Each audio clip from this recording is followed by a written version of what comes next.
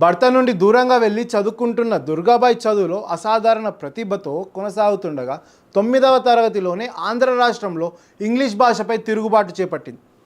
మన దేశ భాషలే అభివృద్ధికి మూలాధారం, మనల్ని బానిసలుగా చేసిన ఆంగ్ల భాష మనకు అనవసరం అనే నినాదంతో స్కూళ్ళలోనే హిందీకి మద్దతు తెలుపుతూ ఉద్యమం చేసి చిన్న వయసులోనే విద్యార్థులకు నాయకత్వ వహించి విద్యార్థి వయసులోనే నాయకత్వ లక్షణాలను చూపించారు.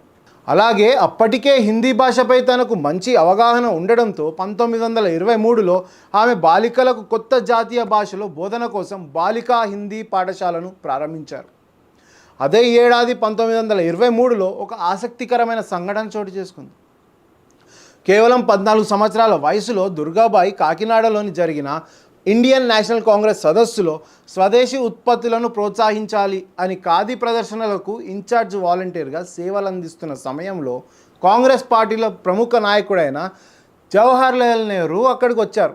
కానీ దుర్గాబాయి నెహ్రూకి లోపలికి వెళ్ళనివ్వకుండా అడ్డుకుంది. టికెట్ లేకుండా లోపలికి పంపడం కుదరదు అంటూ ఆవిడ ప్రముఖ నాయకుడైన నెహ్రూని అడ్డుకొని ఆవిడకి అప్పజెప్పిన కర్తవ్యం పట్ల ఉన్న బాధ్యతని దుర్గాబాయి చూపించింది.